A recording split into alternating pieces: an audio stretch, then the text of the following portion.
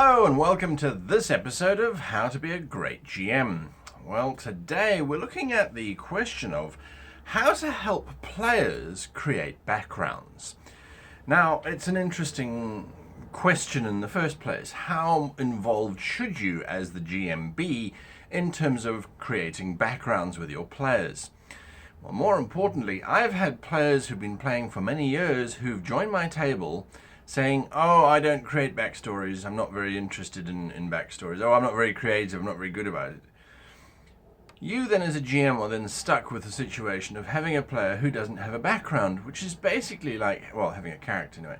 It's basically like having a blank space in your novel. Oh, well, this character doesn't have any backstory because, well, they just don't. So something that you can do is to help encourage or to help create a backstory for your player's character. Now, I must emphasize the importance here that you are helping the player create a backstory. You are not creating the backstory for your player's character. That is something that they have to do, because if you do it, they won't own it. They won't understand it. They won't have been part of that journey. That character won't be visceral to them. Whereas if you help them create it, if you guide them through the process of what they need to do, then they will be more invested in their backstory and they will more likely use it during the game. So these are my 10 ways in which I help create backstory with my players, so that their characters are a little bit more rounded and so that I have something to work with when it's time for me to use the backstory in the adventure creation process. So number one, you need to explain to your players why they need a backstory. And it's not just because you as a GM are going to plunder it for adventures later on down the line. It's because it helps to create more apathy or more empathy, more empathy with the character from the player's perspective.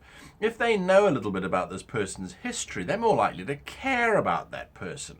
They're more likely to behave more appropriately according to that person, according to their background.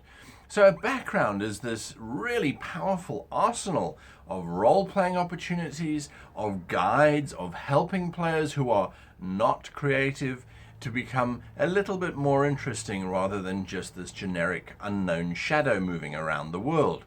So the reason for a backstory is very important for a player, and obviously for a GM it's vital. And that's something to point out to the players, is often they don't realize, especially if they've never GM'd, they don't realize just how much effort and how much work you need to put in to GMing, and having a backstory just makes it that much easier. And that's something that's of value to you, and of course should be of value to the player, because they should want to help you make your game run better, run easier, and make your life a little bit easier. If they don't, it's time to question whether they should be in your playing circle to begin with.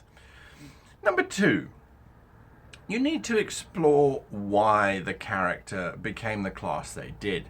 Now, this is a very difficult question because frequently, you ask this question of the player. Why did Delilah become a paladin? What was her motivation? You've got as a bit of a backstory, she grew up on a farm. Why did she become a paladin? Because it's a cool class and I wanted to play a paladin? Alright, that's why you're playing a paladin, but why did Delilah become a paladin? What was her motivation? This is a trick, because if you ask real people in real life why they became an accountant or a doctor or a veterinarian or a neurosurgeon, oftentimes they won't necessarily know the answer, or oh, it was just a job. So Delilah became a paladin because she needed to earn money, and she thought, well, being a paladin was the easiest way to earn money, and she didn't want to be a city guard because they're not as cool as paladins. That in itself becomes a story. If that thinking is there, that Delilah had the choice of becoming a city guard or becoming a paladin, and she chose to become a paladin. This requires her to have a certain amount of faith. It also requires her to have a certain amount of martial skill. So that starts to speak to a backstory. Now, this is where you as the GM start to become the interrogator and motivator of narrative in terms of the character's backstory. If you start to prompt these questions saying, well, obviously Delilah did she grow up with brothers and she learned how to fight with a sword? I mean, when did she first pick up a sword? Or how did she decide that she wanted to go into a combat career rather than becoming, say, a scribe or a librarian or something perhaps that might suit her temperament a bit better? Or she doesn't have a temperament. Well, now we can start to work on things. So it's about exploring the character. Then, of course, it's about exploring the family. Now, there is a video on the other channel, Bacon RPG, on YouTube, if you're going to look for that, where we ask 8 questions to create the ultimate backstory. Players sometimes use it, sometimes they don't. And if they don't, then this is a great opportunity for you at number 3 to ask about the character's family. Are they still alive? What do they do? What were they beforehand? Was mother a famous sellsword and father was an infamous Nancy who ran around on the stage and entertained kings and queens with his foppish behavior? What was the family doing, and how and why are they still doing it if they are still alive? And if they aren't alive, what killed them? Why did they die? Where they're buried? Those kind of questions. It may seem to be irrelevant to the player, and they might say, oh, I don't know, they're there. Where's there? Point at the map and say, well, in which star system are they based? You know, where you say they're there. Well, where's there? Talk to me. Let's discover your family. Then you can ask about a childhood event. Number 4 is ask about a childhood event. Now, childhood events shape things, and we have good childhood events and we have bad childhood events. Again, these 10 questions, you might not necessarily ask all 10, but even if you ask just 5 of them, you've already got more of a backstory than you had when the player said, oh, I don't have a backstory. Or I grew up on a farm and I wanted to become a starfighter and it didn't happen. So at least you're moving in the right direction. So you ask them about a childhood event. Ask them about a positive childhood event and a negative childhood event.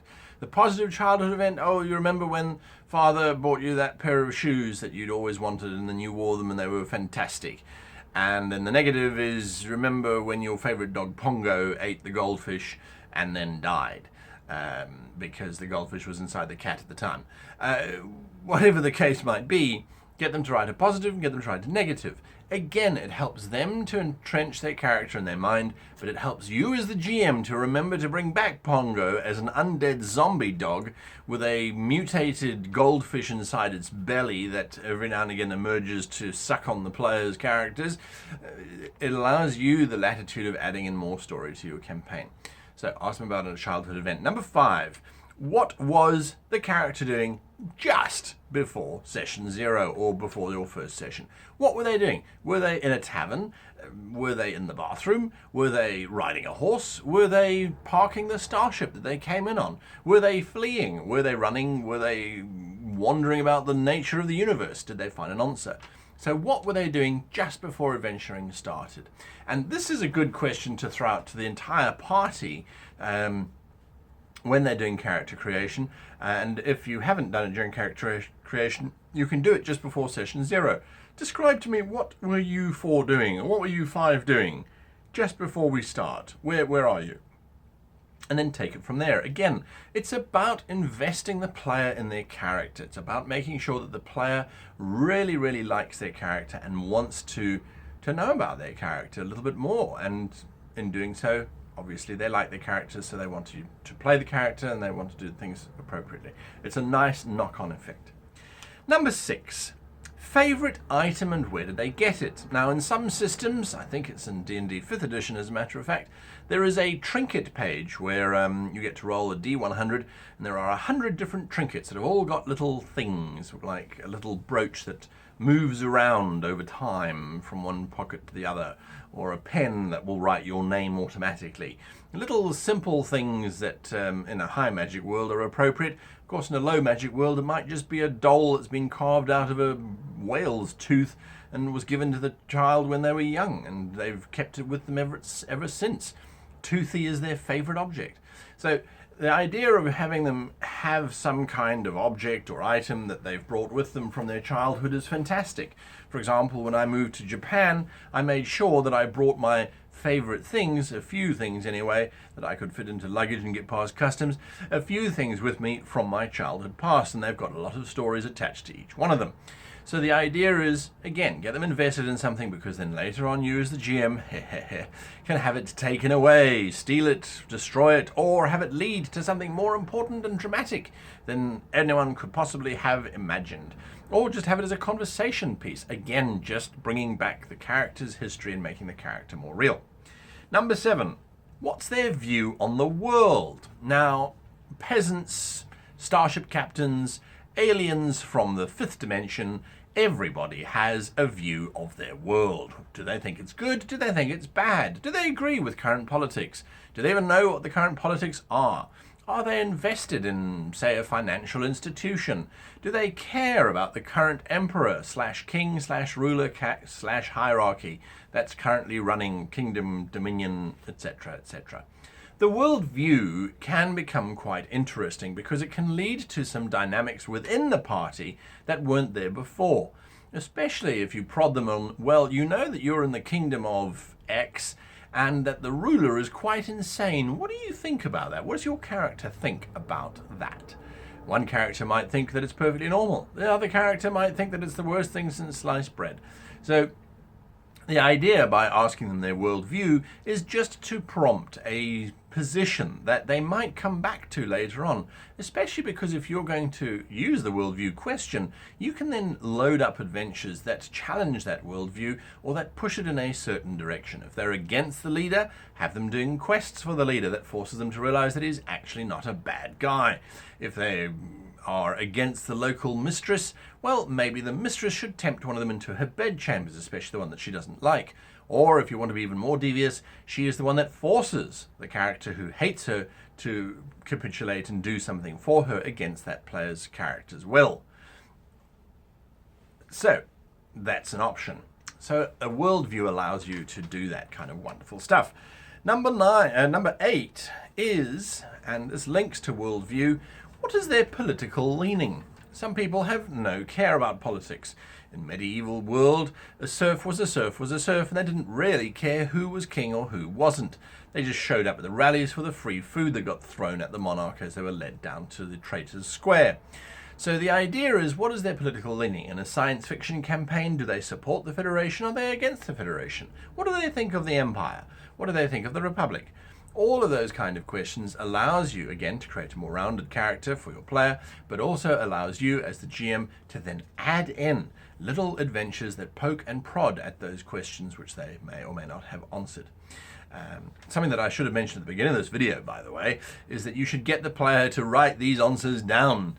It's important so that they can refer to them later. Now, yes, so that's number 8, political leaning. What is their political leaning and how will it or won't it affect them? Now again, if you've got a world where everyone who supports this particular leader wears an armband of a certain color, well, that's even better because now the character starts to wear the same armband and it starts to create all those wonderful little political stories that suddenly spring to life when you have opposing political opinion. Number 9 is similar to number 8 and number 7, but slightly different. Religion. What is their religious view? A lot of players that run around in fantasy games where there are gods all over the place say, oh, I'm an atheist. Rarely. You're an atheist. You have gods literally performing miracles on a daily basis. Even if you are in a slightly low level, magic level world, you still have priests who can use the power of gods to heal your character. Every time your character gets healed by some twit who puts their hand on you and sutures up that wound using divine magic, and you're an atheist. You don't believe in the gods. That is, in my opinion, like someone who doesn't believe in electricity. You just can't not. I would create a very, very, very strong reason as to why the character doesn't believe in the gods, or perhaps it's not doesn't believe in the gods in terms of I don't believe they're there, it's just that I don't believe that they could influence us in any positive or negative way. Even that's pushing it a little bit when a local druid or a local priest can walk past and create water out of thin air. So there is some skepticism that I have there when people say, oh, I don't worship a god. On the other hand, if you have a deity that manifests and that can control your destiny, your character is probably going to believe in one of the gods at the very least. Now, you just have to go back in Earth's early history where you've got, say, the Egyptians or the Romans, where there's pantheons of gods to worship. They still worshipped them, they still believed in them, and they still went through their little rites and rituals. Even though they may have been skeptical about their existence, they still did it. So something that your players should be aware of if your world has a lot of gods is that it is something to look into. If your setting is science fiction or post-apocalyptic, well, now it starts to become an even more interesting question. If there isn't a system through which the deity might directly influence the game, well, then it becomes a character point. It becomes something that the character does out of decision rather than anything else, and that, for me, makes it even more interesting and more poignant. So religion is a very good motivator for a character background, and of course for you as the GM from a questing perspective, well, religion just becomes this wonderful Pandora's box that can be opened up where there's gods fighting with one another and they need the player's help, or there aren't gods, or gods have disappeared, or you get the idea. There is a general wonderful amount of plot lines that come out of deities. And then number 10. Number 10 is a particularly tricky one, because the players are going to immediately say, it's your game. Number 10 is, what is your character's goal for the future? A lot of people don't even know what their goal is for their own personal future here on planet Earth, let alone for their character. But with the character, one has the ability to project and say, well, I would really like my character to become a hero, or I'd like my character to become recognized as the greatest starship captain in the galaxy. I'd like my character to become recognized as one of the most powerful women in business. I want my character, whatever the case might be. By having that kind of goal, it gives the player something to refer to every now and again when they're going back to their character sheet, but it also gives you an opportunity as the GM to set things up, to make sure that what they want actually happens. This is a game about escapism and getting away from the real world, and where our fantasies truly can come true. So why not, why not make it happen for the player? Let their character get to the pinnacle of their career, or maybe put them in the exact opposite position first, if you're a really good GM, and then later on, as they continue to struggle against the system, they rise and finally get to the point that they want to be. So asking the player, what is your character's goals for the future, is a really powerful narrative tool that you can use for later on, and that will invest them even more in their character. And with those 10 questions, in my opinion, you should have a character backstory that contains enough bits and pieces that the player becomes invested in the character, and that you as the GM have got enough threads that you can start to weave that character backstory into your grand narrative, into your master plot, and have it play out in such a way that it will be satisfactory to both you and to your player. At least those are my thoughts. Well, until next time, if you haven't shared our videos with your fellow players and things, don't feel bad about that. Just do it right now. Share the video. That's all we ask from this video this week. You don't have to like it, you don't have to subscribe, you don't have to do anything except share our video, so that we can grow our ranks of players and GMs who enjoy a good story rather than anything else. So until next time, I wish you and yours the very happiest of gaming.